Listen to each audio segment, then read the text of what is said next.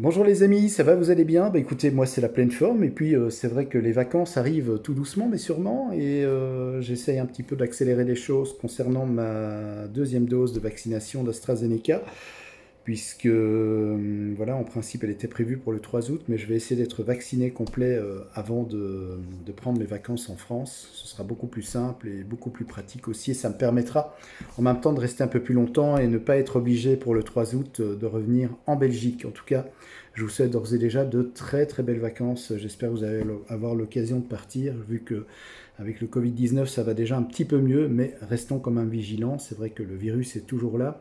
Il y a le fameux variant Delta qui nous menace, donc il faut rester quand même extrêmement vigilant par rapport à ça. Mais c'est vrai que le fait que, eh bien, il y ait un relâchement, un assouplissement des restrictions, c'est sûr que ça fait vraiment du bien.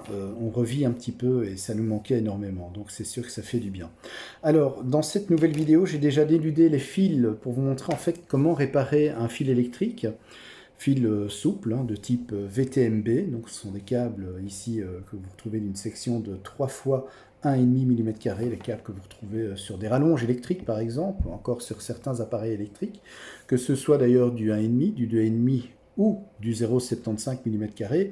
La manœuvre est toujours la même. J'ai déjà dénudé pour aller un petit peu plus vite pour ne pas vous montrer le dénudage du câble de A à Z, puisque je suppose que ça vous savez le faire quand même, mais je vous rappelle quelques petits principes importants quand vous dénudez un câble.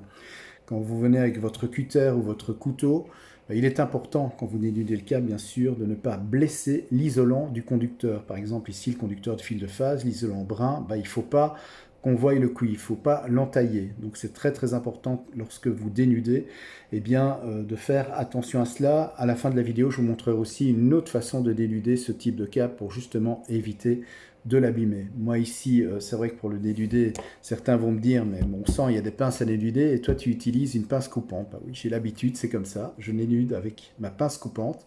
J'ai la main à ça, si vous voulez, j'appuie pas trop fort, j'arrive à retirer, à couper l'isolant sans blesser le fil de cuivre. Et ça aussi, c'est très important quand vous faites un dénudage de fil.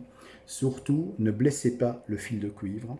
Dans le cas ici de ce fil multibrin, eh bien, si vous coupez des brins, forcément vous diminuez la section. Si vous diminuez la section au passage du courant, eh bien, il risque d'avoir un échauffement par effet Joule.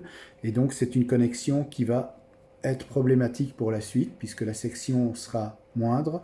Au passage du courant, ça va chauffer. C'est comme ça qu'on a un échauffement et qu'on peut avoir des courts-circuits. Alors, je vais vous montrer ici comment réparer ce câble. On va le faire juste sur un fil, puisqu'en fait, pour le faire sur les trois, c'est exactement la même opération qui se répète 3 fois. Si vous n'avez pas par exemple de fer à souder, eh bien il y a une autre méthode pour le faire et je vais vous montrer justement ma méthode. Maintenant c'est vrai que si vous avez un fer à souder avec de la soudure à l'étain, je vous conseille quand même de le faire avec une soudure à l'étain, c'est mieux bien entendu, mais ma méthode est pas mal non plus. En fait j'utilise les fameux embouts à sertir. Donc, je vais vous montrer voilà, un embout à sertir, en voilà un, que vous connaissez hein, bien sûr, qu'on utilise d'ailleurs pour mettre justement au bout des fils de cuivre multibrin. Donc ici, en fait, j'enlève l'isolant. Hein. L'isolant, il était là. Hein. C'est un embout à sertir un peu plus gros. Et donc, moi, je l'insère comme ceci dans le câble. Ensuite, je prends l'extrémité de mon autre câble, comme ceci. Et je vais mettre les fils de cuivre ensemble et les tourner de cette manière-là. Donc, vous allez dans le sens horlogique d'un côté et anti-horlogique de l'autre. Voilà, comme ceci. Vous obtenez ceci. Et une fois que vous avez ça, eh bien, vous ramenez l'embout sur la connexion. Alors, là encore, si vous avez une pince à sertir, c'est mieux. Si vous n'avez pas de pince à sertir comme moi, parce que j'en avais une, mais elle est cassée malheureusement, eh bien, vous faites ceci. Vous écrasez avec une pince universelle. Vous écrasez l'embout comme ceci. Vous l'écrasez bien, bien solidement. Et ensuite, avec la pince coupante, vous venez mordiller légèrement. En fait, vous faites le sertissage à la pince coupante. Voilà. Vous faites comme ceci. Voilà. Je rappelle quand même que si vous avez une pince à sertir, c'est mieux quand même de faire, je vais dire, le travail dans les règles de l'art. Mais, je veux dire, ici, si vous n'avez pas de pince à sertir, et que vous n'avez pas envie non plus de faire l'achat, parce que mine de rien, une bonne pince à sertir, ça coûte cher, et bien vous pouvez faire ceci. Vous voyez, c'est très solide, ça bouge plus. Et voilà ce que ça donne au niveau de la connexion. Mon téléphone a un petit peu de mal à faire la mise au point, je m'en excuse. Je vais essayer de vous montrer ça d'un peu plus près. On voit bien en fait les petites entailles à chaque fois, mais c'est ça qui vient sertir en fait, je vais dire le manchon ici, hein, l'embout à sertir justement sur le câble. Et une fois que vous avez fait ceci, bien, soit vous venez avec de la gaine thermorétractable que vous repassez par-dessus, ou soit vous mettez tout simplement de la bande isolante. Je vais le faire d'ailleurs ici avec de la bande isolante, ça fonctionne très très bien aussi. Alors si je vous montre ça, bien sûr, c'est parce que j'ai déjà utilisé et réparé des câbles de cette manière-là, et ça fonctionne très très bien.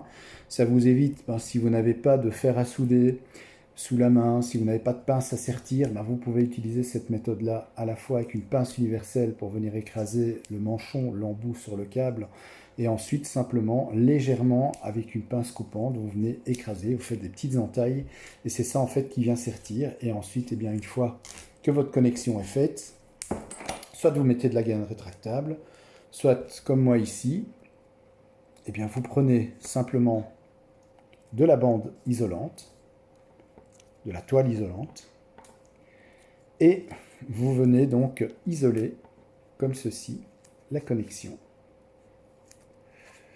N'hésitez pas d'ailleurs, moi ici, évidemment, je ne le fais pas plusieurs fois, mais parce que ici c'est une vidéo de démonstration, mais n'hésitez pas à faire 2-3 fois le tour quand même, c'est mieux que ce soit bien isolé. Et une fois que c'est bien isolé, voilà le résultat. Voilà. Donc là, le fil de phase est déjà réparé. Ensuite, vous refaites la même opération pour le neutre, le fil bleu, et pour la terre. Et une fois que vous avez bien tout isolé, soit vous remettez une gaine thermorétractable qui revient par-dessus, soit de la bande isolante. Voilà. Les deux méthodes sont très très bonnes. Maintenant, je vais vous montrer comment on fait justement pour dénuder un câble sans risque de blesser. Parce que je vais vous montrer, en fait, je vais le faire de manière grossière. Qu'est-ce qui se passe si vous n'êtes pas habitué et que vous commencez à dénuder un câble? Si vous n'êtes pas habitué, vous risquez de mordre beaucoup trop, comme je suis en train de le faire ici exprès, hein, bien entendu. Et si vous mordez beaucoup trop, qu'est-ce qui se passe? Voilà, c'est dénudé, mais le problème, regardez, voilà, l'isolant est blessé. L'isolant est blessé aussi au niveau du conducteur de phase et du conducteur de neutre. Et ça, c'est un risque de court-circuit. Donc, c'est à proscrire. Il y a une autre manière, en fait, de dénuder un câble comme ceci, un câble souple, et c'est valable aussi pour les câbles rigides. Si vous n'avez pas de jokari, il y a aussi des jokari qui fonctionnent très bien et qui permettent de dénuder un fil de manière absolument formidable et de manière très très propre, mais si vous n'avez pas, en fait, vous voyez, j'ai fait une petite entaille sur la longueur, et là, vous prenez un des conducteurs, prenez votre pince, et vous tirez, comme ceci. Vous tirez sur la longueur désirée. Voilà, une fois que vous avez la longueur désirée, tout simplement, vous libérez, dans ce cas-ci, le neutre et le fil de terre. Vous prenez votre pince coupante et vous coupez la gaine, tout en préservant bien sûr l'isolant et en faisant attention de ne pas casser l'isolant des conducteurs. Et voilà, ça c'est une très très bonne méthode pour dénuder vos fils efficacement, de manière propre et surtout éviter justement de les abîmer comme je l'ai fait volontairement en vous montrant l'exemple il y a quelques instants. Voilà, ensuite pour dénuder, il y a des pinces à dénuder bien sûr. Moi, ma méthode, parce que je suis habitué comme ça, en fait, j'ai pas besoin de 36 000 pinces. Avec ma pince coupante, je fais ceci. J'appuie légèrement et voilà. Voilà, mon fil multibrin est dénudé.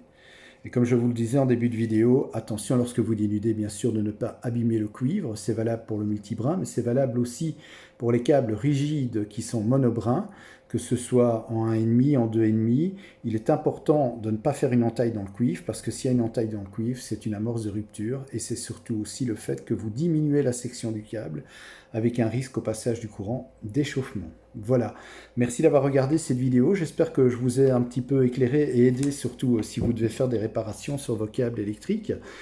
En attendant, je vous souhaite d'ores et déjà une bonne fin de saison et surtout de très très bonnes vacances. Je vous retrouve très très vite pour une nouvelle vidéo en électricité. Je vous embrasse et je vous dis à très bientôt. Au revoir.